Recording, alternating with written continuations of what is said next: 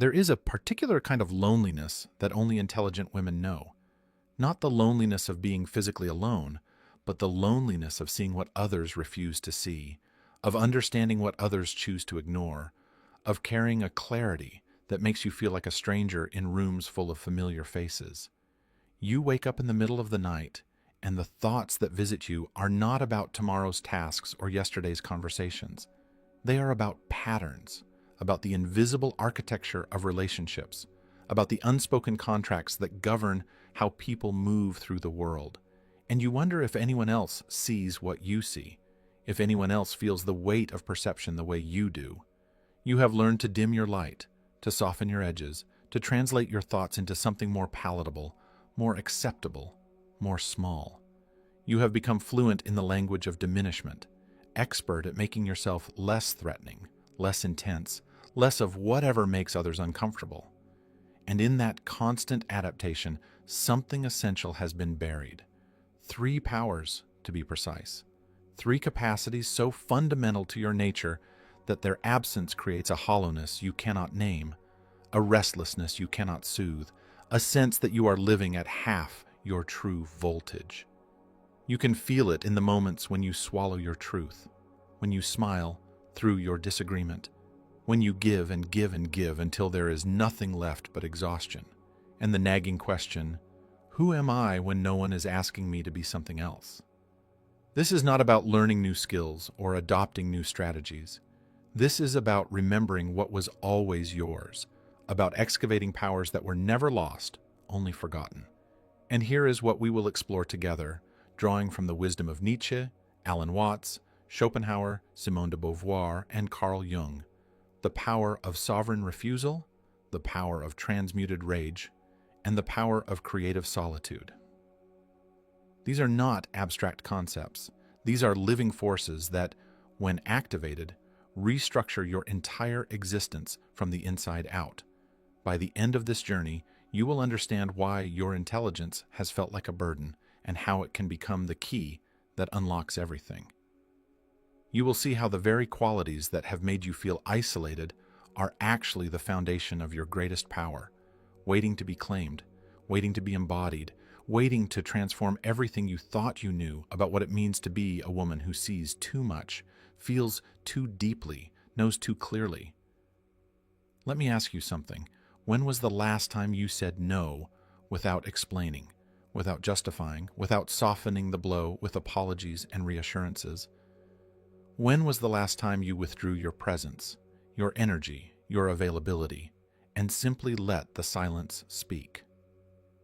Most intelligent women have forgotten how to refuse, not because they lack courage, but because they have been trained, from girlhood onward, to believe that their value lies in their usefulness, their accommodating nature, their willingness to bend and adjust and make space for everyone else.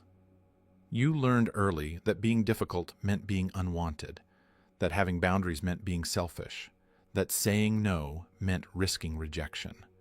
And so the first power remains dormant, buried beneath layers of conditioning so deep you no longer recognize it as conditioning at all. Nietzsche spoke of the transvaluation of values, the radical reordering of what we hold sacred. In his philosophy, true freedom begins not with acquiring more, but with the courage to reject what enslaves us. For the intelligent woman, this reordering begins with a single word: no. Not as rebellion, not as bitterness, but as affirmation. When you say no to what diminishes you, you are saying yes to your own essence.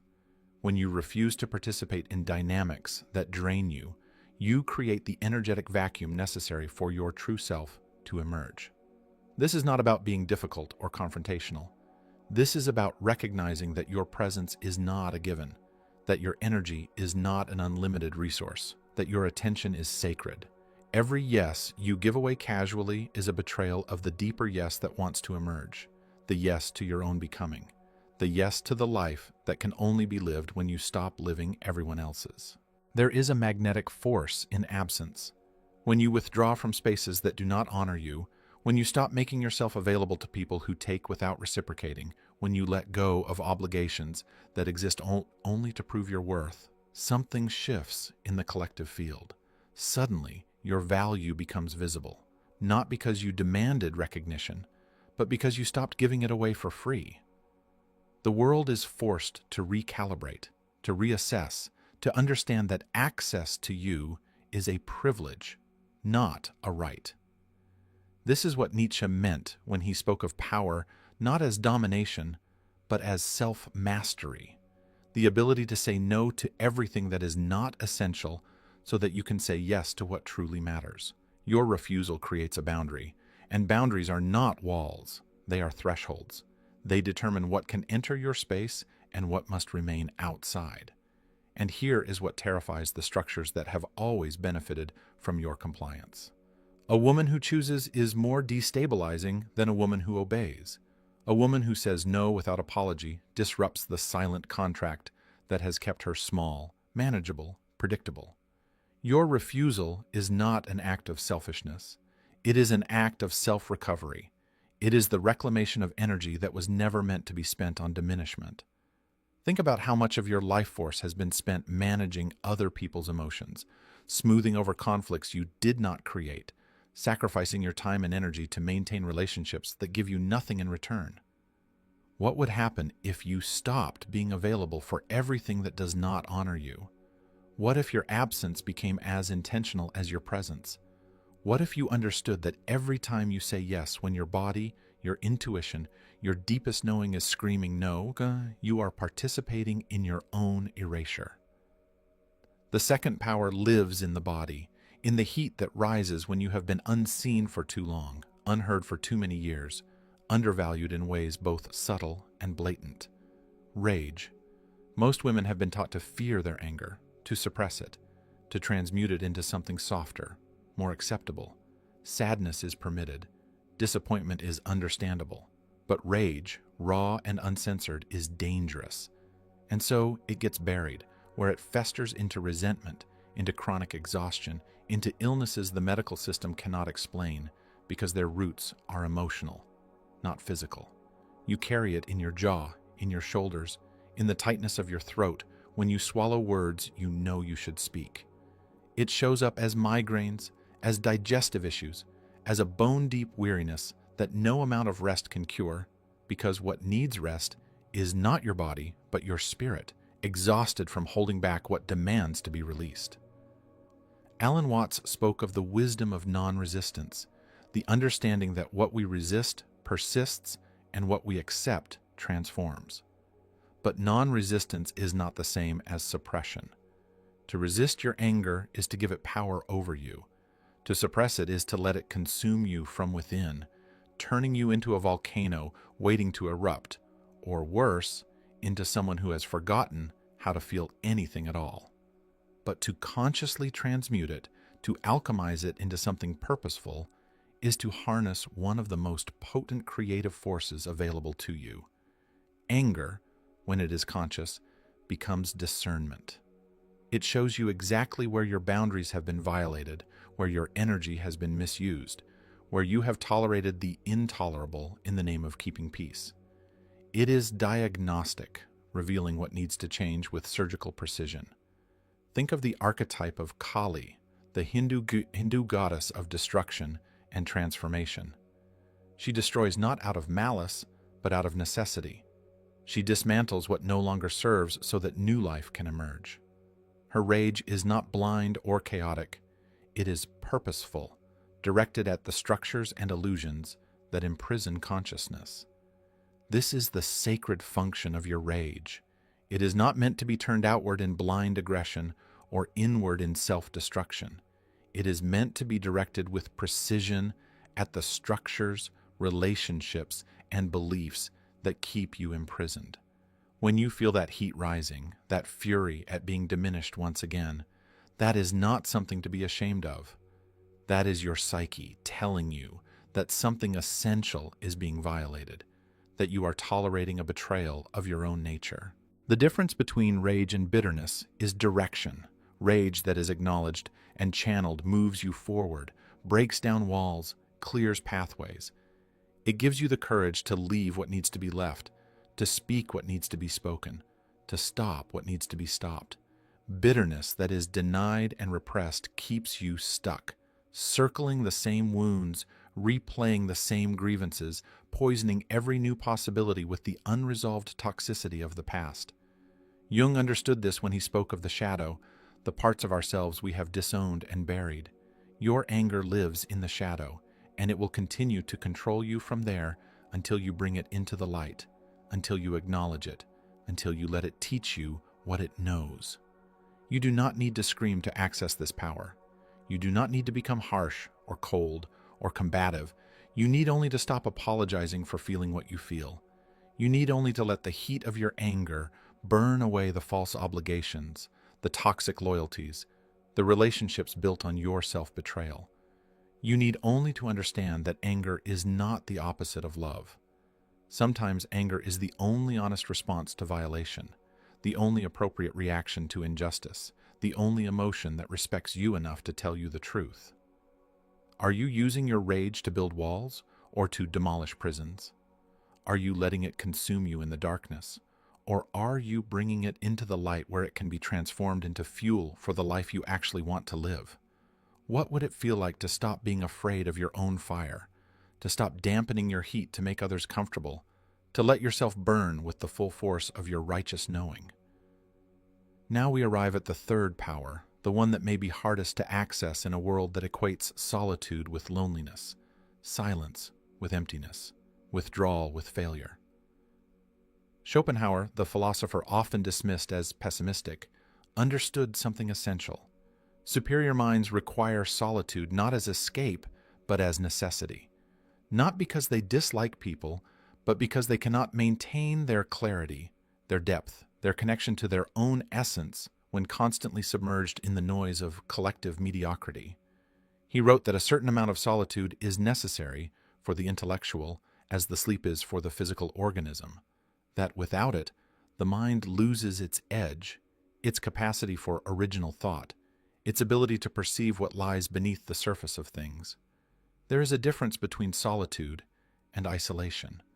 Isolation is punishment, a cutting off born of fear or woundedness, a protective mechanism that keeps you separate but not free.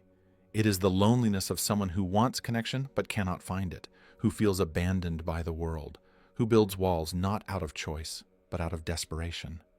Solitude is choice, a sacred claiming of space and silence in which the true self can unfold without distortion, without performance, without the constant demand to explain or justify or accommodate. In solitude, you are not lonely. You are alone with the most important presence you will ever know, your own. You are finally free from the exhausting work of translation, from the constant adjustment to other people's frequencies, from the performance of being understandable to those who have no interest in truly understanding. Think of solitude as the womb of your becoming. It is the desert where the ego's false constructions are stripped away, where you discover what remains when no one is watching, when no applause or criticism can reach you. This is where clarity lives. This is where your authentic voice emerges, not the voice that has been shaped by approval-seeking or trauma responses, but the voice that knows, the voice that sees, the voice that speaks truth even when truth is uncomfortable. In the great spiritual traditions, this has always been understood. The mystics went into the desert, the monks into their cells, the shamans into the wilderness, not because they were running from life, but because they understood that certain truths can only be heard in silence, that certain transformations can only occur in the absence of external noise and expectation. And here is why the world fears the woman in solitude. She does not need external validation to know her worth. She is not dependent on roles or relationships to define her. She has met herself in the silence and found that she is enough. This kind of self-sufficiency destabilizes every system that relies on women's insecurity, their need to be needed, their fear of being alone. A woman who is comfortable in her own company is a woman who cannot be controlled through the threat of abandonment, who cannot be manipulated through the promise of belonging, who cannot be kept small through the withdrawal of approval. Can you sit in silence with yourself without reaching for distraction, without checking your phone, without filling the space with noise or activity or other people's voices? Can you inhabit your own company as sacred, as necessary, as non-negotiable? Or do you find yourself afraid of what you might discover there, afraid of the questions that arise when there is no one else to focus on, afraid of the emptiness that is actually fullness waiting to be recognized? Here is where most intelligent women stumble, not in lacking intelligence, but in directing it poorly. Simone de Beauvoir understood that freedom is not just possibility, it is responsibility. And intelligence without direction becomes the perfect instrument of self-sabotage. You analyze every angle, consider every outcome, weigh every risk, until the weight of consideration paralyzes you completely. This is the trap of hyperconsciousness, the curse of seeing too much, knowing too much, understanding too deeply the complexity of every choice. You can see all the ways something might fail, all the risks involved, all the potential for pain or disappointment. And so you wait, you prepare, you analyze. You convince yourself that you need more information, more clarity, more certainty before you can act. You convince yourself that you are being thoughtful, strategic, wise. But what you are actually doing is using your intelligence as an alibi for fear. It becomes the sophisticated excuse for not stepping into your power, for not taking the risk of being fully seen, for staying safe in the prison of not yet ready. De Beauvoir wrote that one is not born a woman but becomes one, that femininity is not essence but construction. And part of that construction, for the intelligent woman, is the belief that her intelligence should protect her from error, from vulnerability, from the messiness of living. But intelligence cannot save you from life. It can only help you navigate it with more awareness. There is a vast difference between thinking about life and living it, between understanding transformation intellectually and embodying it existentially. How many more years will you spend preparing, analyzing, waiting for the perfect moment, the perfect clarity, the perfect conditions? How many books will you read about courage before you take the courageous action? How many conversations will you have about change before you actually change? The intelligent woman often becomes addicted to the preparation phase because it feels productive. It feels safe. It feels like progress without requiring the vulnerability of actual movement. But understanding is not the same as doing. Knowing is not the same as being. You can know every psychological theory about boundaries and still let people violate yours. You can understand the concept of self-worth intellectually and still accept treatment that contradicts it completely. Your intelligence can liberate you, or it can imprison you. It liberates you when it is in service to your essence, when it helps you discern what is true from what is conditioned, when it guides you toward choices that honor your deepest nature. It imprisons you when it becomes the voice of your fear, when it spins elaborate justifications for staying small, when it keeps you circling in the endless loop of one more book, one more course, one more year of preparation. There comes a moment when you must stop analyzing and start acting, when you must trust that you know enough, that you are ready enough, that the only way forward is through the fear and into the unknown. Is your intelligence setting you free or keeping you safe in the comfortable cage of perpetual becoming? Are you using your mind to build bridges or to construct elaborate reasons why you cannot cross them? Now, imagine what happens when these three powers converge, when you learn to refuse what diminishes you, transmute your rage into creative force, and claim solitude as sacred ground. This is what Jung called individuation, the process of becoming whole, of integrating all the fragmented parts of yourself into a coherent, authentic, undivided presence. Jung understood that most people live as collections of personas, masks worn to please different audiences, roles performed to meet different expectations. The daughter, the mother, the professional, the friend, each one a partial truth, each one a costume that can be put on and taken off. But underneath all these roles is the self, the totality of who you are when you are no longer performing for anyone's approval or comfort. Individuation is not about perfection. It is about integration. It is about bringing consciousness to the parts of yourself you have disowned, about reclaiming the anger you were taught to suppress, the desires you were taught to deny, the power you were taught to hide. It is about looking at your shadow, not with shame, but with curiosity, understanding that everything you have rejected about yourself has simply gone underground, where it continues to control you in ways you cannot see. When you integrate your shadow, when you own your anger and your refusal and your need for solitude, you stop being the woman who adapts to every environment and become the woman who shapes the environment with her presence. You stop performing acceptability and start embodying authority. And authority is not about domination or control.